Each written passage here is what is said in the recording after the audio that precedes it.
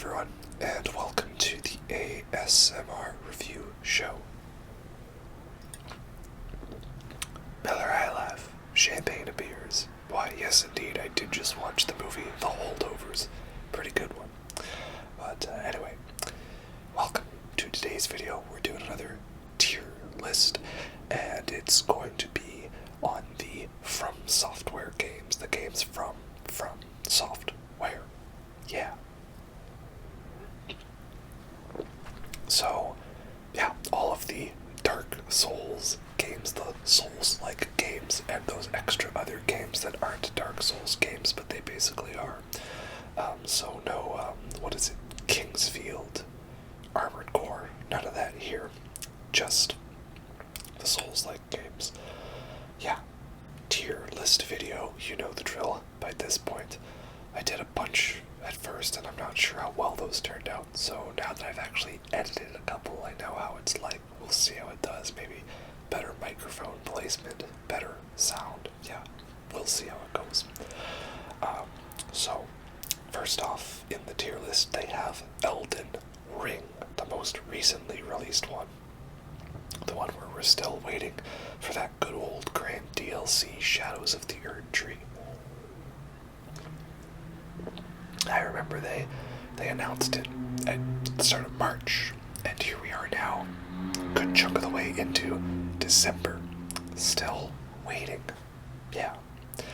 But as it stands, Elden Ring is S tier for me. I love this game so much. It's probably the FromSoft game that I have played the most and beat the most times. It's just got such great build variety in that, you can go to so many areas of the game right away because of the open world nature, so I love that. It's just always fresh. There's so much cool stuff in the game. I always am motivated to try out new builds and try to get myself to not just do the same thing every time. So I love that a lot. Yes, the difficulty spike in the last third of the game is a little bit annoying, I'll give it that. But the game gives you so many tools to mitigate those problems. So I feel like the game can be as easy or hard as you make it for yourself. So yeah, I don't really vibe that complaint too much. Right? Like again, if you really want Mimic tier +10, Blasphemous Blade, there you go. Easy mode. Or summon our awesome Dami Mommy Black Knife Tish, the waifu with the knifeu, right? Easy. And then if you're not into that, well, then it's a challenge, right? So, yeah, Elden Ring's great. S tier game for me. Don't know if it's my favorite FromSoft one yet. I want to wait for the DLC for that, whenever that comes out. But yeah, S tier for Elden Ring. Next we have Demon's Souls. This is the PS5 remake that they have on here. They have that and the PS3 version. So for the Demon's Souls remake, we will go B tier for that one. And why don't we just also get the PS3 version? We'll go C tier for that one. While there were a couple changes to the Demon's Souls remake that weren't the greatest, little things here and there, nitpicky things, overall I do feel the remake was an improvement, and plus you get to play it on PS5 as opposed to PS3, so that is good. And a couple mini quality of life changes, like adding in this game's equivalent of the rusted iron ring and making it so you could just send stuff to storage was nice. I feel like the healing was also balanced. You couldn't be so overpowered as to just give yourself 1,000 full heals right from the start of the game. So that's good, it's balanced. And the look is great. I really wish we could have seen like Elden Ring, but with Demon's Souls remake level graphics and art style. That would have been cool. But alas. So yeah, I would say the remake is an improvement on the PS3 version, which is why I rank it a tier above. But overall, Demon's Souls is not my favorite From Software game. I know there's a couple of the people out there, the hipster ones, that prefer that to like all three of the Dark Souls games, and I don't fully vibe with that. Demon's Souls to me, as I've said before, feels like finding a band who you really like. You love their first album, and you think their first album's great, and then you go back and find out they actually released a demo of that album. A demo version, like a pure garage days version of it, and it's really cool and fun to listen to. But you see why the debut album is the bigger one, because it's the more refined version. Yes, I'm comparing Demon's Souls to Dark Souls. And I'm not a big fan of the world tendency. I never really liked, like, you basically have to, commit Sudoku in the Nexus every time you return to body form. Never use the item, the Dragon Stone, what it is that turns you to human form, and kill all the bosses that way with half health or 75% health. And then, go get the special NPC thing, like the Dragon Bone Smasher, right? And then drop yourself down to negative world tendency, and then do the pure black world tendency stuff. It's just a little too complex, I think. I like it to be more streamlined, and there are actually some cool moments with those world tendency events. It just sucks that you have to go through so much to get to those things. Yeah. Oh well. So yeah, they're both really good games. I do enjoy them, but I don't really come back to them that much. And the formula got better over time. Next we have Bloodborne, which is S tier for me. No contest. For the longest time, Bloodborne has been my favorite Souls game. Elden Ring has been giving it pretty good competition, so we'll see. Gonna hold out on that DLC before we pass judgment. But I just love the setting and the style and environment of Bloodborne. Up until Elden Ring, it was the one that I played the most. And the environments, the look, how it becomes Victorian era stuff, then turns into Lovecraftian things. That's great. I love the style to it. It's definitely a change-up of the From Software formula. Probably one of the best DLCs in all of the Souls games. Yeah, I just love everything about it. The only thing I wish is that the co-op had been a bit more active, but alas, it is still really, really fun, and I love it a lot. The only thing I think that could have improved it was maybe a little more freedom of mobility, and that's what Elden Ring did, essentially. So yeah, S tier for me. Then we have Dark Souls, the original. They have the PS3 version and the remastered version. Dark Souls for me is A tier. Very, very good game indeed. The remastered one, well, I'm just gonna keep that at A tier. There were a lot of complaints people had about the remaster, like the graphics not looking that much better. Like it was just a port. That's it. And like they did a thing with invasions to do with like trying to fix like min-max builds or something. But I didn't really invade much in Dark Souls 1, so that doesn't bother me. And like, I don't know, they give you a couple quality of life improvements here and there. Not too much, so, maybe as a remaster, it's like a C tier, but, it was just a new way to play Dark Souls, and at the time, before I had a capture card, it meant I could play it on PS4 and record it for a video. So, it gets a win from me in there, so we're just gonna keep them at the same tier, right? But yeah, first Dark Souls is a really great game. It was definitely an improvement, I think, in the FromSoft formula from Demon's Souls, so that is good. It was the first Dark Souls game I played, so you always remember your first, where you lost your soul's virginity. So I love that you experience. It really got me into the world and the vibe. But there's a couple things I think that could have been better, or some things it doesn't do that great.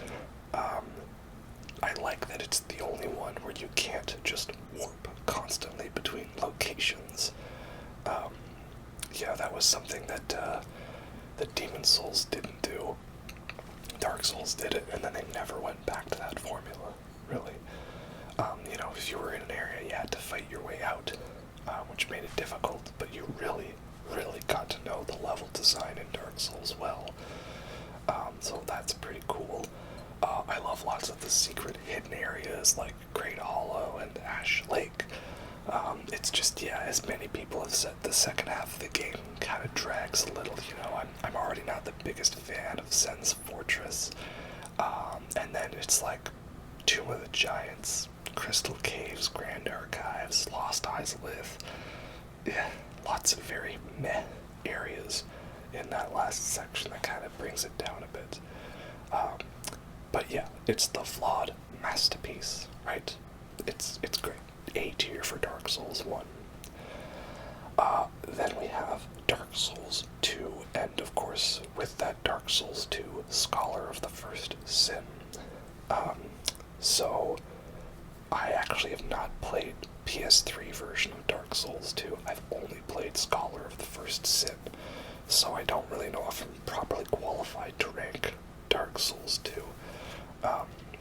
But I can rank Shadow by Scholar of the First Sin, which is going to be D tier for me. We're just going to put those two down there, because some people, I think, they think that Scholar is an improvement on the original, and some would say that it is not. So, I can't comment on that. And again, this is D tier in terms of a Dark Souls game. Okay, I do really like this game a lot. It's probably better than most games out there. It's still really good. But just when I look back at Dark Souls, most of my least favorite moments are from that game. I don't like that the design philosophy was, how can we make the game difficult, right? It's not entirely true, but the mantra of Dark Souls has always been challenging but fair. I call bullshit on that one, because there's a lot of very unfair stuff in Dark Souls that's very, how was I supposed to know this? But that's part of the game. You're supposed to look it up and, have the community help you out. But I feel they took it a little overboard with Dark Souls 2. And that it was definitely an influence on Elden Ring. Let's have a boss, and now let's have two of that boss, right? And I don't like adaptability as a stat. Not very good. And it's definitely got the biggest of ganks, right? Like in Dark Souls 3 is called Dark Souls 3 because they put 3 of every enemy in it. Then Dark Souls 2 should be called Dark Souls 20. Just areas that were meant to be challenging, not interesting. And, and it's the only Dark Souls game I have not played more than once. Every other one of these games I've completed once, and at least a second playthrough, in some cases like 2.5, right? But not Dark Souls 2, it's the only one I've never gone back to. I have, for the longest time, debated doing it, because I've considered doing a redux of my Dark Souls 2 video, the first one that I did one of these all bosses videos on, because I never expected that one to sort of blow up the way it did. And I used a lot of summons in that one, and I don't think my commentary was the best. So I'd like to maybe, redo it, knowing that I was going to film it for a video, because it was kind of a last minute thing. I just was saving the footage, having fun with the PS4 share feature, and then decided, hey, I've got all this footage, what if I made that into a video? And a couple 100,000 views later, here we are.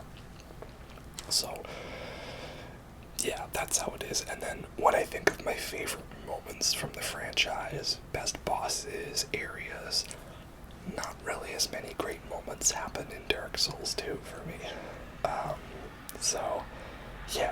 well. that's how it is for me. I know this game has its fans, and again, if you're into it, that's great. But it's not my favorite one. Definitely not. Then we have Dark Souls 3 and Sekiro are left. Why don't we do Sekiro first? Sekiro is a B tier for me. And that's because I really like this game. It's cool how they were doing something different. It was a lot more of a story-based game. Because you just play a character and there's not as much for build variety, right? You just have a sword. That's your weapon. And a whole bunch of prosthetic tools that you may or may not use. And the combat is fun. It's very cool. I just feel like I never actually got good at this game. I feel like I fluked my way through most of it. So I couldn't really gel with that. I really hated the death penalty in the game, where, if you die, you just automatically lose half your money, or Dragon Rot happens. Thing is, I never really realized how not that big of a deal Dragon Rot is, and you can just cure it. So maybe I was reading too much into that. And your money is not actually as important as you think. Losing half the XP towards the next level, that was kind of annoying. It just kind of meant in most boss fights, if I lost my first life, I would use the second life just to run away or quit out. So I didn't really dig that. I know some people put this one above all of them for its uniqueness and interestingness. But yeah, after I did my playthroughs on it, I didn't really feel like I needed to come back to it, and I don't know if I will. They patched in like a boss rush mode, I think, many months after the game came out, and I was already moved on from that point. So, yeah, it's a very good game. Really awesome, really fun, great visuals, cool combat. The most unique one in the franchise. And I could tell how it was an influence for some of the stuff in Elden Ring. But yeah, it's good, but not amazing for me, so B tier for Sekiro. And then the last one might be a controversial opinion, but is Dark Souls 3 is A tier for me, but it's a high A tier. I'm not gonna put it in S tier, but it's pretty close. It's like A+, right?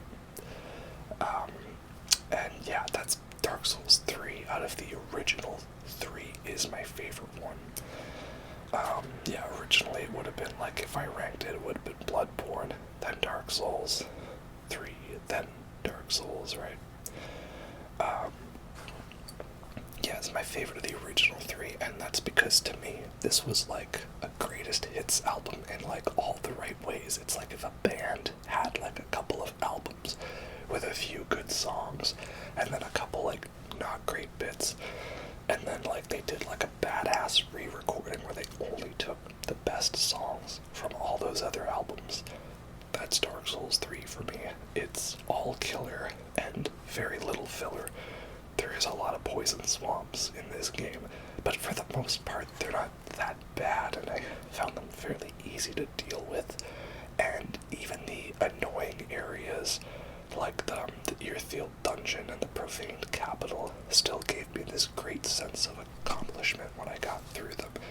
Kind of like, yeah, we're gonna fight through this scary place, and it's gonna be tough, and it'll be annoying, but when we get through it, it's gonna feel great. It was like perfect levels of annoying, but oppressing, but interesting. Yeah, so many cool nooks and crannies to explore. As got one of my favorite DLCs, The Ring to City. I wasn't the biggest fan of Ashes of Ariandel. The Sister Fried fight was just kind of more annoying for me, and I don't know if I really got good at that one. And I wasn't the biggest fan of some of the areas, like the bit where you're getting pounded by like 15 archer guys. It's like the precursor to those Eternal City forest dweller people, you know what I mean, the dwelling arrows, whatever they're called. Yeah, but I love the experience, very good build variety. I would like to try playing this one again. Like I say, I think actually Dark Souls 3 I haven't played twice. I've beaten the whole original game twice. I don't think I did the DLCs a second time. I'd like to give those another shot. Dark Souls 3 would be fun to replay. Yeah, so there's my tier list of Souls games. Again, ranking, it would be tied for a close number 1, Elden Ring and Bloodborne, then Dark Souls 3, then Dark Souls, and again, remastered, it's all the same to me. Then I think Sekiro, then Demon's Souls, and then Dark Souls 2. I think that's the ranking. Yeah. 1, 2, 3, 4, 5, 6, 7. Something like that. Yeah, so let's see what we got for Shadows of the Erdtree. Maybe, hopefully, and maybe we'll get that before we get Hollow Knight 2. No promises. Anyway, hope you all enjoyed that. Let me know if you have any other tier lists you want me to check out, because I'm really digging this setup now. And hope you all enjoyed that. Catch you next time. Have a good night.